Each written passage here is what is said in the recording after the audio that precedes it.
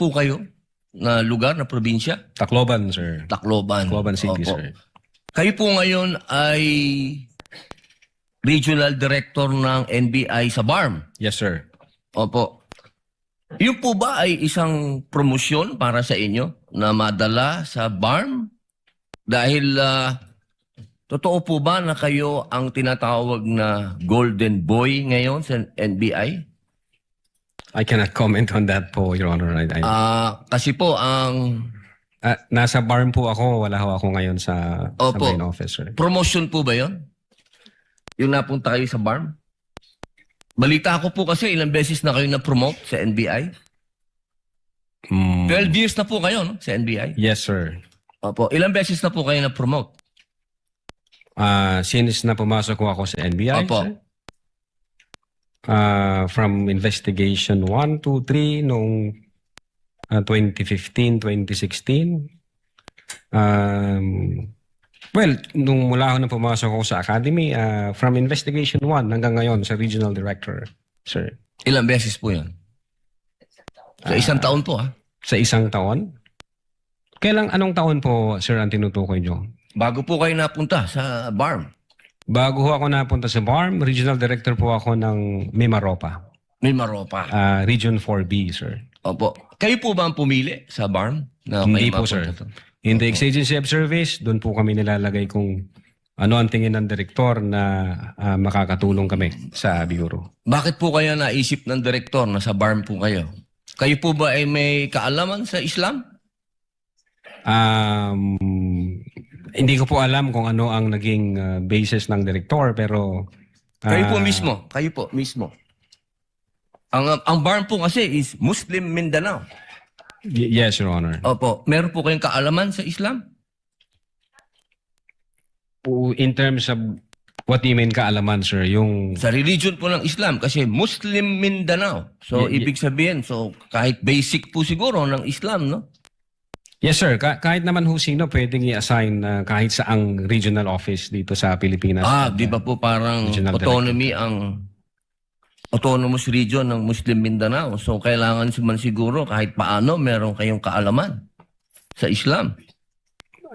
Konti siguro, sir. Ano po yung konti na yun?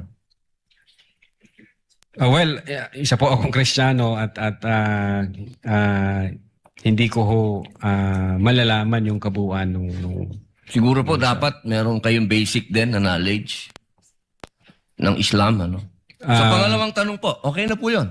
Pangalawang tanong po, meron po ba kayong, sa tagal nyo po, sa NBI, 12 years, meron po ba kayong na-encounter na kaso ninyo sa NBI?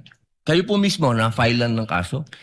Your Honor, normal ho sa mga NBI agents na makakasuhan, in fact, maging sa sinumang law enforcement agency, that's the price we pay for doing our job and for protecting the country. As a matter of fact, in the NBI, Your Honor, we avoid the noise. We just finish the job. So sir. ano po yan? Yes? Yes po yan? Yung sagot nyo? Yes? Normal ho yan yun sa amin. So sir. yes po? Attorney Loto, kindly answer the question. Yes, sir. Oh yes. Ano pong, pwede po bang malaman kung ano pong mga naikaso sa inyo? Well, wala ho pa akong natanggap na official case galing sa ombudsman, pero may nakita na ho akong complaint na binigay sa akin from NBI. Hindi ko na humaalala yung sa case na yan. Pero nung chinek po namin yung case na yan, Your Honor, sabi ko doon sa mga kasama ko, tingnan nyo nga yung validity at authenticity ng case na to. Pinuntahan ho namin yung nagnotaryo, I think Makati Court yun. Yung Makati Court, nag-issue ho ng certification na fake yung notary diyan sa reklamo na yan. So sabi ko, huwag nyo nang pansinin, marami tayong trabaho. Kung fake yung notaryo na yan, mere scrap of paper yan. Huwag na nating pansinin. Although, nag-aantay po ako, Your Honor, na mag-notify sa akin ng OMB kasi sasagutin po namin na eto ho ang nakaalap namin, may dalawang Chinese na nagreklamo. Chinek ho namin doon sa BI, yung dalawang Chinese na yan, I think, 9 months nang overstay at pinaghahanap din ng Ano pong kaso po Bureau of yung Immigration. ipinatong sa inyo? Anong kaso? Hindi ko maalala, Your Honor. Meron ho, may mga kaso doon na nakalagay. Pero again, sabi Wala ko po nga, kayong isa kahit maalala na ipinatong sa inyo? If I'm not mistaken, arbitrary detention, may ganun ba? May unlawful arrest? Wala ho sa akin ng record kasi nga, sabi ko nga, nung makita namin na fake yung notary, hindi na ho namin binigyan ng pansin, Your Honor. Kasi napakakapal po nitong hawak ko. Wala akong problema, Your Honor. Sasagutin po kakapal. namin yan. Opo. Sasagutin ko Hindi po niyo yan. pa po nasagot magmula noong February 29 Kasi wala pa hong official notice galing sa kung anong ahensya. na nakarating po sa inyo. Wala pa. Wala pa ho. Ang nakuha ko lang, yung kopya niyan, siguro may nagpadala sa akin. Sabi ko, teka muna, wala akong official na nare-receive from OMB. So, nung chinek ko namin, kung nag-i-exist ba yung kaso, fake yung notary, hindi na namin So, ibig binigyan niyo ng pong pansin. sabihin hanggang ngayon, hindi kayo sigurado kung nag-i-exist to. Dapat may notice na ako from Ombudsman. Di ba po dapat ang reaction ng isang tao kapag may kaso, harapin? Precisely, Kasi Your Honor. Inihintay ko nga po yung notice from Ombudsman na pag meron na hong notice Wala ang po kayong Ombudsman- notice hanggang ngayon? Sa Wala pa ombudsman? po, Your Honor. Yun nga ang inaantay ko kasi sasagutin namin kasi meron po kaming certification na fake yung notary. Inaantay ko po, Your Honor. Mas maganda po, maharap nyo kagad. Definitely, hindi ko lalong-lalo namin na po. tatakbuhan yan, sir. Kasi napakahalaga po ngayon nito. Yes, sir. Oo, ito po ay ang pinag-uusapan natin dito ay napakahalaga. Yes, sir. Opo, at ito pong mga kasong ipinatong sa inyo, perjury, robbery, extortion, theft, mainam po ito As I've said, Your Honor, in the NBI, we avoid the noise. We just finish the job, sir. Opo, opo. Meron po akong tanong. Pangatlo. Opo. Kanina po na ang ganda ng talakayan nyo tungkol sa Romanov. Yes, sir. Opo. Alam niyo po ba yung istorya ng Romanov?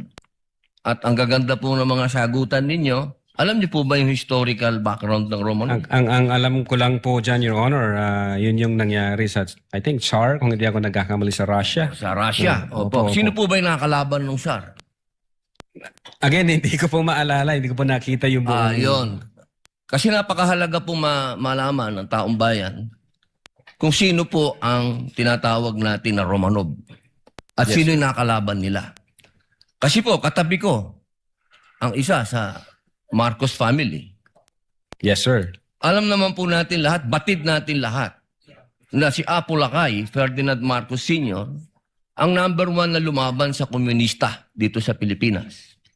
Batid naman din po natin na ang nag-execute sa Tsar kay Nikolai at sa kanyang mga anak, sa kanyang pamilya, ay ang komunista. Alam mo po ba niyo? Yes, sir. Opo. Ngayon, sino po ba ang pangalawang pangulo na lumaban sa komunista? Sino po, sir? Ay di si Pangulong Rodrigo Roa Duterte. Hindi ba po dapat isipin natin yung Romanov ay tungkol sa threat na pumapasok sa mga pamilya na mga namumuno dito sa ating bayan na lumalaban sa komunista. Komunista po ako Gusto ko lamang pong alamin ninyo. Yes, sir. But well, insofar as the investigation on the issue of whether or not may Romanov or operation of Romanov, ang sabi ko po kanina, nasa intelligence service po namin yan. At I think ang makakasagot po niyan, Your Honor, yung director po namin. Opo, kasi nabanggit nyo kanina sa usapan po ninyo si Baste. Yun Na po yung... sinasabi nyo po kasi kanina sa usapan po ninyo, sa napakagandang usapan, na yung Romanov, hindi na ipapaliwanag kasi kung ano ba yung ugat nun. Napakahalaga po na alam natin yung ugat.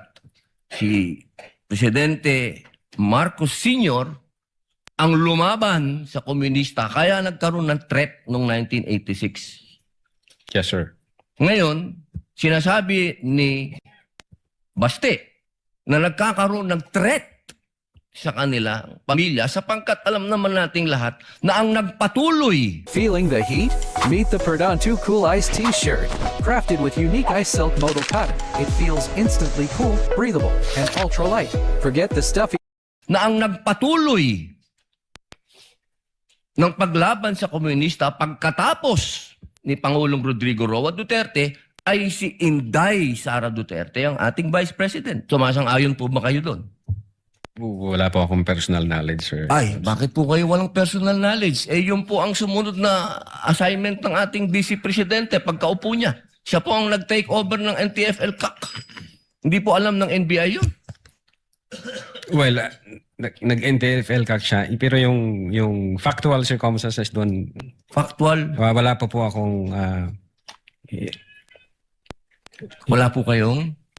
Pero alam niyo po, sagutin na lang po ninyo na siya ang nag-take over ng NTFL CAC. yes, Your Honor.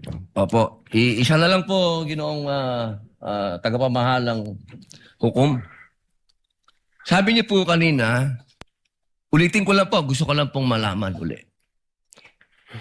Inamin niyo po na wala kayong personal knowledge tungkol dun sa threat ng Pangulo. Ng pangalaw, sabi niyo po kanina, wala kayong personal knowledge na kumuha na ng assassin o papatay sa Pangulo, ang pangalawang Pangulo. Narinig ko po kanina. During that time, Yes or no lang po. during that time, ongoing ho ang validation namin, So, sir. ibig niyo pong sabihin ngayon, meron na kayong personal knowledge na meron na kayong... Hindi po, ongoing po ang validation. At sabi ko nga po, ang makakasagot po niyan, yung intelligence service namin at ang director po namin, sir. So, hanggang ngayon po, wala pa kayong personal knowledge. In so far as the Cybercrime Division is concerned back then, Hindi po, ongoing ngayon po, ho yung yes or no po, validation. ngayon po, sir, mahal naming saksi, ngayon po. Kung ako tatanungin, wala pa po akong idea, pero baka meron ang intelligence service o ang director po Attorney namin. Loto, kindly answer the question directly. It's answerable by yes or no. And I think Yes, sir. you know the answer. Opo. Well, ako personally, wala pa po, sir. Yun lang po. Maraming salamat po, mahal Thank you. na saksi. Thank you, sir.